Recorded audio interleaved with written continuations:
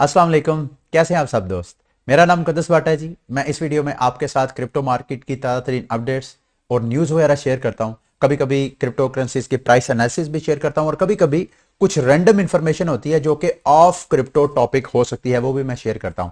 लेकिन मेरे दोस्तों भाइयों, जो कुछ मैं आपके साथ शेयर करता हूं उसका कतन ये मकसद आपको कोई फाइनेंशियल एडवाइस नहीं देना, और मैं बहुत बुरा फाइनेंशियल एडवाइस हूं। अगर आप में से कोई बंदा भी मुझे फॉलो कर रहा है तो उसको इस बात का काफी हद तक समझ होगी कि जो मैं बात कर रहा हूं कितनी वैलिड है। तो मेरी आपने जितनी इंफॉर्मेशन है उसको सिर्फ और सिर्फ एजुकेशन और न्यूज़ मटेरियल समझ के लेना है, क्योंकि मेरी इंफॉर्मेशन जो है उसका मकसद ही सिर्फ आपको एजुकेट करना है और इस क्रिप्टो मार्केट के हवाले से अपडेट देना है।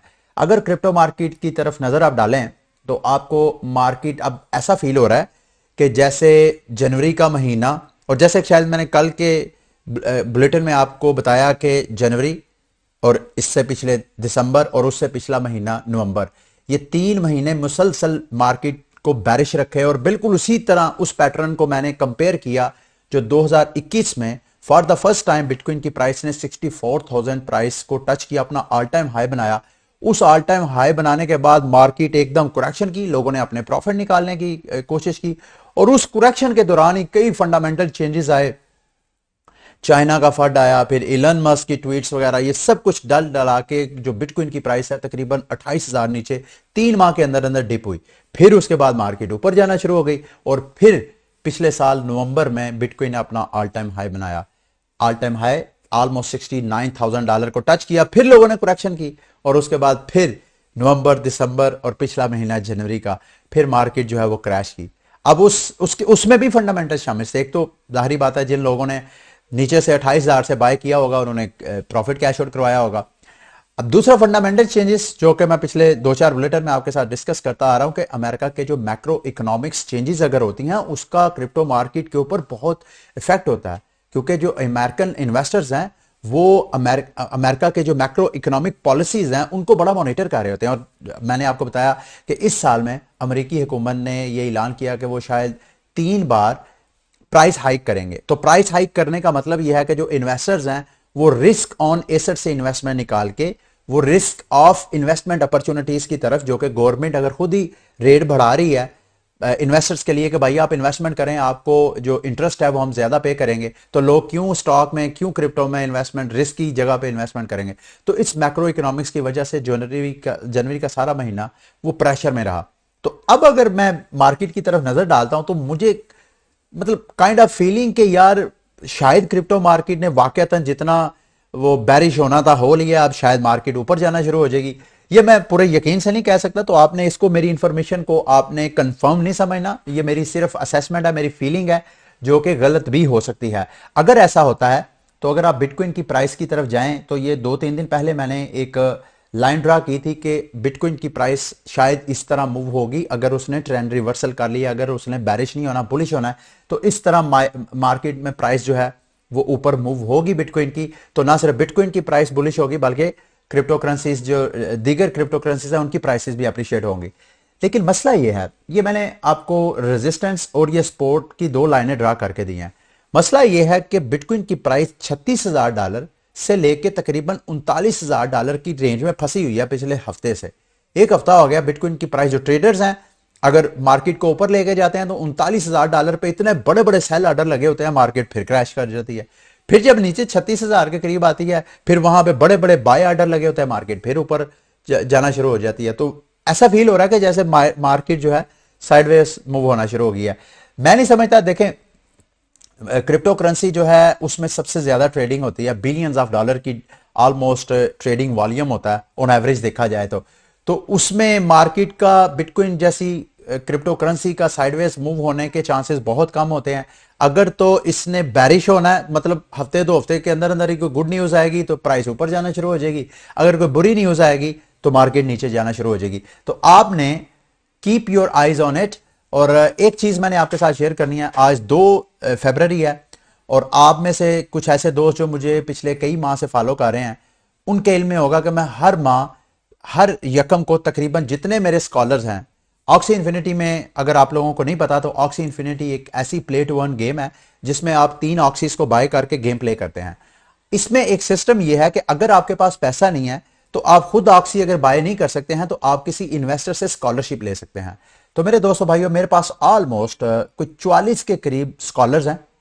वो उन स्कॉलर्स को मैंने गेम्स बाय करके दी हैं, वो गेम प्ले करते हैं और वो अर्निंग करते हैं। वो जितनी अर्निंग करते हैं उसका 50% मैं रख लेता हूं as a investor, as a scholarship manager, और 50% मैं उन स्कॉलर्स के साथ जिसने जितनी अर्निंग की होती है वो मैं अर्निंग उनके साथ डिवाइड कर देता हूं। और हर यकम को, ये पिछले, अगर आप यकम जनवरी का मेरा बुलेटिन पीछे जाए ना मेरी वीडियोस के ऊपर, इल्मे आलम ऑक्सी लिखे तो आपको सारी इंफॉर्मेशन मिल जाएगी। तो मैं हर यकम को ऑलमोस्ट उनका हिसाब किताब करता हूं। इस माह जो अर्निंग की है गो के बहुत ज्यादा नहीं हुई, लेकिन पिछले माह की निस्बत तकरीबन 20,000 नहीं, तकरीबन ऑलमोस्ट 40,000 SLP जो है वो कम मेरे स्कॉलर्स ने अर्न किया है। तो खैर ये इट्स पार्ट ऑफ बिजनेस, ये बिजनेस है, ये कोई रेंट पे नहीं मैंने दिया हुआ जहां से मुझे पैसिव इनकम आएगी। तो उन्होंने, और साथ SLP की प्राइस भी अच्छी खासी जो है वो हुई है, इंक्रीज डाउन हुई है। तो जो टोटल इन्होंने की थी मेरे स्कॉलर्स ने अर्निंग, 44 स्कॉलर थे, उन्होंने जो टोटल अर्निंग की थी वो तकरीबन मिल मिला के 1,60,000 SLP बनते थे। उसमें से तकरीबन जो है 60,000 नहीं 70,000 लगा ले, 1,70,000 SLP मेरे स्कॉलर्स ने अर्न किए। उसमें से तकरीबन 80 से 85,000 उनको मैंने फॉरवर्ड कर दिया। ये मैं आपके साथ इस वजह से, सॉरी, ये सारी इन्फॉर्मेशन मैं बेसिक इन्फॉर्मेशन आपके साथ शेयर कर रहा था। ये पिछले एक हफ्ते में मैंने, मेरा ख्याल है इन्होंने जो स्काई मैवस है, जो ऑक्सी इन्फिनिटी के पीछे फाउंडेशन है, उन्होंने ये एक एप्लीकेशन जो स्कॉलरशिप मैनेजर्स हैं उनके लिए सेटअप किया, वो मैं आपके साथ एक्चुअली इंट्रोड्यूस करवाना चाह रहा था।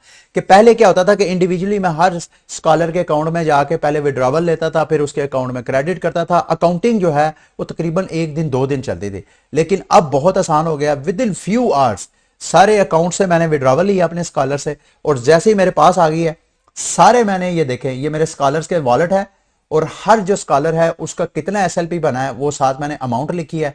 ये सारे डाटे को मैंने इधर से कॉपी करके इधर पेस्ट किया, और इधर मैंने ट्रांसफर पर क्लिक किया। एक ही मेरी कमांड के ऊपर जितने मेरे 44 स्कॉलर हैं सब के अकाउंट में फंड जो है वो क्रेडिट हो गए हैं, जितने जितने मैंने अमाउंट उनकी बनती है। ये देखें यहाँ पे एक्टिविटी में आया, ये देखें इसमें आके मैंने सारे स्कॉलर्स के अकाउंट में एक ही ट्रांजैक्शन में सारे फंड ट्रांसफर कर दिए हैं। अब जो मेरे पास बाकी SLP बचे हैं, जो 50% मेरा था 97,927, अब इसको मैं आपके सामने स्टेकिंग पे लगाने लगा हूं ताकि मैं मजीद रॉन टोकन जो है वो फार्मिंग करूं। उसके लिए मैंने क्या करना है, सबसे पहले पूल में आना है और यहां पे आके मैंने लिक्विडिटी प्रोवाइड करनी है। मैं SLP की और रैप्ड इथीरियम की करूंगा। अब मैंने, चूंकि मेरे पास 927 SLP है, तो इसके अगेंस्ट जितना इथीरियम बनता है वो इधर हो गया क्रेडिट। उसके बाद सप्लाई पे क्लिक करूंगा, यहां कंफर्म सप्लाई करूंगा, और इसको यहां से रोनन से इस ट्रांजैक्शन को कंफर्म करूंगा, तो मेरे अकाउंट से यानी रोनन वॉलेट से इथीरियम और SLP निकलेगा, और उसकी ये जो इनकी रोनन चेन कटाना जो इनकी डेक्स है, डिसेंट्रलाइज एक्सचेंज, वहां पे लिक्विडिटी प्रोवाइड हो जाएगी। और जैसे ही लिक्विडिटी प्रोवाइड हो जाएगी उसको मैं यहां पे LP टोकन्स को लेके रोन टोकन फॉर्म कर सकता हूं। ये भी ट्रांजैक्शन कंफर्म हो जाए, ये देखें अभी आपको ऊपर भी नजर आ रहा है ये ट्रांजैक्शन पेंडिंग है। जैसे ये ट्रांजैक्शन कंप्लीट हो जाएगी मैं यहां पे आऊंगा। अच्छा, ये मैं इस वजह से कर रहा हूं क्योंकि पीछे कुछ यूजर्स में से पूछ रहे थे कि सर, ये देखें ट्रांजैक्शन कंफर्म हो गया, पूछ रहे थे कि सर आप कैसे रोनन टोकन फॉर्म कर रहे हैं। तो उसके लिए ये आपके सामने है, मैंने यहां पे आके लिक्विडिटी प्रोवाइड की है, और उसके बाद जो मुझे LP टोकन्स मिले हैं, ये देखें यहां पे LP टोकन्स पे मैं ऐसे क्लिक करूंगा, ये मुझे मेरे LP टोकन्स हैं, इनको स्टेकिंग पे लगाऊंगा, ये देखिएगा,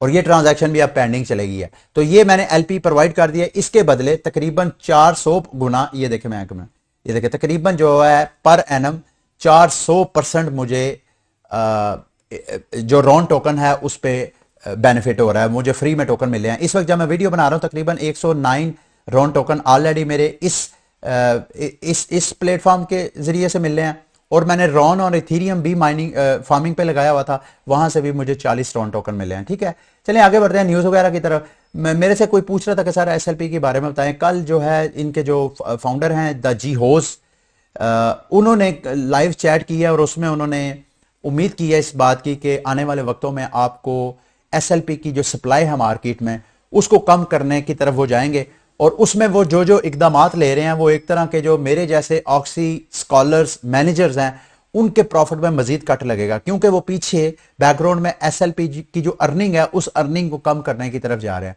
अगर एसएलपी की अर्निंग कम होगी तो ओवरऑल जो आपकी जो अर्निंग है, और ये लॉन्ग टर्म अगर देखा जाए तो ये सही है, क्योंकि लॉन्ग टर्म अगर एसएलपी की अर्निंग कम होगी यानी कम एसएलपी मिंट होंगे तो सप्लाई कम होने की वजह से डिमांड जो पीछे कैपिटल है उससे एसएलपी की प्राइस जो है वो इंक्रीज होगी। तो आगे चल रहे हैं, अगली न्यूज मैंने आपके साथ शेयर करनी है। ये पीछे चंद दिन की 2-4 न्यूज आ रही थी कि अब बिटकॉइन की सोलो माइनिंग करके भी लोग जो है वो बेनिफिट उठा रहे हैं। हालांकि बिटकॉइन के बारे में ये मैं खुद भी आप लोगों के साथ शेयर करता आ रहा था कि बिटकॉइन की माइनिंग की जो डिफिकल्टी लेवल है वो इतनी स्ट्रांग हो गया है कि कोई बंदा इंडिविजुअल अपना माइनिंग सेटअप लगा के माइनिंग नहीं कर सकता। तो उसके लिए मजबूरन उसको कोई ना कोई माइनिंग पूल ज्वाइन करना पड़ना था। माइनिंग पूल क्या होता है? आम माइनिंग तो ये होती है ना कि आपने कंप्यूटर कोई रिग बनाई है या आपके पास एसिक है, उसके साथ नेट कनेक्ट करें और बीटीसी का सॉफ्टवेयर इंस्टॉल करें, सारा ब्लॉकचेन डाउनलोड करें, उसकी माइनिंग पे उसको लगा दें। बिटकॉइन की ये होती है सोलो माइनिंग। दूसरी माइनिंग ये होती है कि आप पूल को ज्वाइन कर देते हैं, जैसे आप माइनर हैं इसी तरह सारे माइनर्स अपनी पावर को एक सेंट्रलाइज प्लेटफॉर्म पे इकट्ठा करते हैं और वो सारा सेंट्रलाइज प्लेटफॉर्म जो है माइनिंग कर रहा होता है। तो उसमें जिसकी जितनी पावर हो रही होती है उसकी सारी शेयरिंग हो जाती है, जितने जितने उस पूल में शामिल होते हैं सब में शेयरिंग होती है। सोलो में ये होता है कि आप जो इंडिविजुअल अगर कोई ब्लॉक माइन करते हैं तो जो इस वक्त ब्लॉक माइन करने का रिवार्ड है तकरीबन 6.25 एक बिटकॉइन मिलता है एक ब्लॉकचेन जो है वो माइन करने में। तो ये जो सोलो बिटकॉइन माइनिंग जो है वो पॉपुलर हो रही है, मैंने कहा मैं अपनी ऑडियंस को शेयर कर देता हूं। अगर आप में से कोई बंदा भी माइनिंग कर रहा है तो ये मैं वेबसाइट का लिंक आपके साथ शेयर करूंगा, solo.ckpool.com। ये कोई आपसे फीस नहीं लेते, आप इनके साथ अपना नेटवर्क कनेक्ट करें, बिटकॉइन का माइनिंग का सेटअप कनेक्ट करें। जब अगर आपकी किस्मत हुई, अगर आपका ब्लॉक माइन हो जाता है तो उस पर 6.25 बिटकॉइन आपको मिलेगा, और जब मिलेगा तो उसका 2% ये सिर्फ फीस आपसे चार्ज करेंगे और आपको कोई एक्स्ट्रा फीस चार्ज नहीं करेंगे, और डायरेक्ट अकाउंट आपके अपना जो वॉलेट होगा बिटकॉइन वॉलेट आपके वो बीटीसी आपके अपने वॉलेट में आएंगे। 2% उसमें ट्रांजैक्शन हो जाएगी, यानी 98% आपके वॉलेट में जाएगा, 2% इनके वॉलेट में चला जाएगा। और इस तरह एक तरह की यूं समझ लें कि डिसेंट्रलाइज्ड माइनिंग सेटअप भी आप कर सकते हैं। ठीक है, इसका लिंक मैं वीडियो की डिस्क्रिप्शन में दे दूंगा। अगली न्यूज है जी सर्कल। कल मैंने आपको डिटेल डिस्कस किया कि यूएसडीटी जो है वो एक मार्केट के लिए खतरा है, तो एक शेडी कंपनी उसको रन करती है, तो उसको जो रिप्लेस करने जा रही है वो यूएसडीसी है और बीयूएसडी है जो बाइनांस का स्टेबल कॉइन है। तो अब एक और गुड न्यूज आई है कि सर्कल का जो यूएसडीटी है, अब जो फ्लो है, डेपर लैब का अपना ब्लॉकचेन है फ्लो, उसके ऊपर भी यूएसडीसी वगैरह इशू होना शुरू हो जाएंगे। अगर आप यूएसडीटी की बात करें, टेथर की बात करें, तो वो ऑलमोस्ट आपको हर बड़ी ब्लॉकचेन के ऊपर आपको वो स्टेबल कॉइन मिलता है। यानी अगर आपने इथीरियम की ब्लॉकचेन का कोई टोकन बाय करना है या सेल करना है और वो आपने यूएसडीटी के जरिए करना है तो आपको बड़ी आसानी है। लेकिन अगर आपने मतलब उधर यूएसडीटी की फैसिलिटी नहीं होगी, स्टेबल कॉइन ही नहीं होगा, तो आप ट्रेडिंग कैसे स्टेबल कॉइन में कन्वर्ट कर सकेंगे? तो इस वजह से यूएसडीटी ने फ्लो के ब्लॉकचेन के ऊपर जो है अपनी इंटीग्रेशन की है। उसका मतलब यह है कि फ्लो के ऊपर जब भी कोई टोकन लॉन्च होगा तो उस टोकन की लॉन्चिंग में स्टेबल कॉइन की जब जरूरत पड़ेगी उसको यूएसडीसी जो है वो फिल करेगा। तो यूएसडीसी बड़ी तेजी के साथ यूएसडीटी को रिप्लेस कर रहा है, और मेरी नजर में यूएसडीटी से बेहतर यूएसडीसी है या बीयूएसडी है ये स्टेबल कॉइन। अच्छा जी, आगे चलते हैं। आगे मैंने ये आपके साथ पुर्तगाल की एक न्यूज शेयर करनी है। एक थोड़ी इंफॉर्मेशन है, मैं चूंकि कल के बुलेटिन में डिस्कस किया जिसमें मैंने इंडिया की न्यूज को शेयर करके पाकिस्तान के साथ मैंने कंपेयर करने की कोशिश की कि हमें इंडियन के मॉडल को अडॉप्ट कर लेना चाहिए।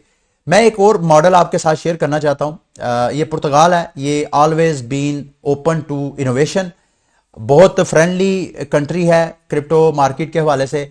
इनकी तरफ से एक स्टेटमेंट आई है जो मैं दिलचस्पी रखता था कि मैं आपके साथ भी शेयर करूं।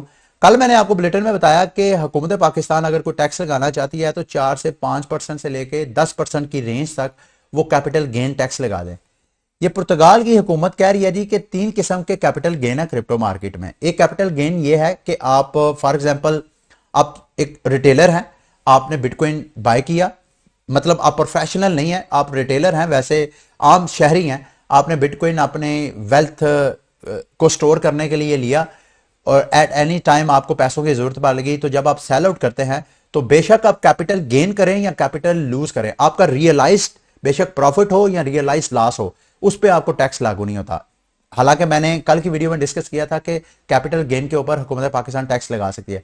दूसरा है डिविडेंड्स एंड इंटरेस्ट, यानी अगर आपके पास कोई क्रिप्टो करेंसी है जिसको आपने यील्डिंग पे लगा दिया, जिसको आपने स्टेकिंग पे लगा दिया, उससे आपको प्रॉफिट आ रहा है, तो उस पे आप जो जितना आपको स्टेकिंग पे प्रॉफिट मिलता है उस प्रॉफिट पे आपको टैक्स वगैरह लागू हो सकता है। और दूसरा, अगर आप बिजनेस को रन करते हैं, मतलब क्रिप्टो मार्केट को एज अ प्रोफेशनल लेते हैं, दूसरों को सर्विसेज प्रोवाइड करते हैं, या डेली आप कोई 10-20 ट्रेडिंग करके उसको एज अ बिजनेस रन करते हैं, तो फिर आपके ऊपर टैक्स लागू हो सकता है। तो ये भी एक तरह का बिजनेस मॉडल है। मेरा ख्याल है अगर हुकूमत पाकिस्तान क्रिप्टो मार्केट को रेगुलेट करती है तो उसको जितने भी दुनिया में इस वक्त क्रिप्टो रेगुलेशंस के मॉडल्स हैं उन सारे मॉडल्स को लाजमी डिस्कस करना चाहिए। अच्छा जी, रशिया की तरफ से न्यूज आई है, हमारे पाकिस्तान की तरफ से न्यूज थी कि जो FPCCI थी, हमारी जो फेडरल चैम्बर ऑफ कॉमर्स की बॉडी है, उन्होंने कहा था कि पाकिस्तानियों को तकरीबन $20 अरब का सरमायाकारी है क्रिप्टो करेंसीज के ऊपर। तो रशिया के ऊपर है, रशिया की हुकूमत ने कहा है तकरीबन $200 अरब की सरमायाकारी है रशियंस की। अब मैं ये जब न्यूज पढ़ रहा था तो मुझे मेरे अंदर ये ख्याल आ रहा था कि यार रशियन के तो ऐसा स्ट्रक्चर है कि वो अपना डाटा जो है वो ले सकते हैं। क्या हमारी पाकिस्तानी हुकूमत के पास कोई ऐसा डाटा है? मैं नहीं समझता कोई है। और क्या हुकूमत पाकिस्तान ऐसा कोई डाटा कलेक्ट कर सकती है? मैं समझता हूं हाँ, ऐसा कर सकती है। लेकिन उसके लिए हुकूमत पाकिस्तान को क्रिप्टो मार्केट को रेगुलेट करना पड़ेगा, ताकि जितनी एक्सचेंजेस हैं जहां से जो पाकिस्तानी हैं वो बाइंग और सेलिंग करते हैं और होल्डिंग वगैरह करते हैं बाइंग करके, उन सब को जब उन सब का रिकॉर्ड जो है हमारे जो इदारे हैं उनके साथ कनेक्ट होगा, तो उस वक्त हुकूमत को डाटा इकट्ठा करने में बहुत आसानी होगी। ठीक है, आगे चलते हैं। एल सल्वाडोर की मैं एक आपके साथ न्यूज़ शेयर करता हूं। एल सल्वाडोर तकरीबन जैसे मैंने आपको बताया कि एल सल्वाडोर पहले 70% उनकी पॉपुलेशन ऐसी थी जिनका बैंकिंग सेक्टर के साथ कोई ताल्लुक ही नहीं था। वहां पे कैश डीलिंग हुआ करते थी जब उन्होंने वैल्यू एक दूसरे को ट्रांसफर करनी होती थी। तो फिर जब बिटकॉइन को इन्होंने लीगल टेंडर करार दिया, अब मोर देन 70% उनकी पॉपुलेशन है वो बैंक्ड पॉपुलेशन है, यानी वो डिजिट्स एक दूसरे को ट्रांसफर करते हैं। उसको मजीद फैसिलिटेट करने के लिए इन्होंने 1500 से ज्यादा ATM जो है वहां इंस्टॉल करने की ऑप्शन दी है। और मैंने आपको बताया था कि फरवरी के महीने में रिपोर्ट्स आ रही हैं कि ये अपना जो $1 बिलियन का बॉन्ड्स हैं वो इशू करेंगे जो कि बिटकॉइन बैक्ड होगा। और अगर ये सक्सेसफुल हो जाता है और इस तरह इस फरवरी के महीने में जो सारी डेवलपमेंट्स हो रही हैं एल सल्वाडोर के ऊपर, उसका क्रिप्टो मार्केट के ऊपर बहुत इंपैक्ट होगा। मैं बड़ा क्लोजली इसको वॉच कर रहा हूं, मैं आपको भी लाजमी इस हवाले से अपडेट करूंगा। जैसे कोई ऐसी इंफॉर्मेशन आएगी जो मैं समझता हूं आपके साथ शेयर करना लाजमी है। अच्छा जी, जैक डॉर्सी ने क्रिटिसाइज किया।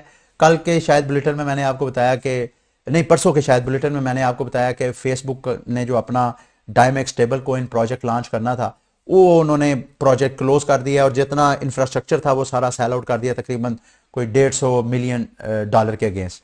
तो जैक डॉर्सी ट्विटर के जो साबका ऑनर थे वो अब ट्विटर को छोड़ के फुल टाइम जो है वो बिटकॉइन के ऊपर काम कर रहे हैं। उन्होंने अपनी जो ब्लॉक कंपनी थी वो स्टैब्लिश किया, अब वो बिटकॉइन के काम ऊपर जो है वो काम कर रहे हैं। उन्होंने मशवरा दिया है फेसबुक को कि भाई आप क्यों स्टेबल कोइन लॉन्च करना चाह रहे हैं? आपने अगर अपने एडवर्टाइजर से पैसे लेने हैं तो आप अपना स्टेबल कोइन लॉन्च आप 2 बार ट्राई कर चुके हैं। लिब्रा भी इन्होंने ट्राई किया फेसबुक ने, वो उसको शट डाउन करना पड़ा। फिर उसके बाद ये डाइम जो है स्टेबल कोइन आना था, इसके ऊपर तो 1-2 बार पायलट प्रोजेक्ट भी इन्होंने रन कर लिए थे जिसकी मैंने न्यूज आपके साथ शेयर की थी। तो उसकी बजाय अगर ये फेसबुक जो है बिटकॉइन को as a payment method use करे तो एक तो बिटकॉइन को एक तो फेसबुक को अपने एडवर्टाइजर से पेमेंट लेने में बड़ी प्रॉब्लम आएगी, बड़ी आसानी होएगी। और दूसरा, इसका क्रिप्टो मार्केट के ऊपर बड़ा इंपैक्ट होगा, क्योंकि अगर फेसबुक इस तरफ जाएगा तो वो लाइटनिंग नेटवर्क जो है वो रन करेगा, यानी बिटकॉइन के ऊपर जो लेयर 2 सोल्यूशन है जिससे इंस्टेंट ट्रांजैक्शंस होती हैं। और अगर वो लाइटनिंग नेटवर्क ओपन करेगा तो फेसबुक को बिटकॉइन मार्केट से उठाना पड़ेगा। और अगर वो मार्केट से उठाएगा तो मार्केट में जब न्यूज आएगी कि फेसबुक की भी क्रिप्टो मार्केट में एंट्री हुई है तो क्रिप्टो करेंसीज की प्राइसेस जो है वो अच्छी खासी अप्रिशिएट होंगी।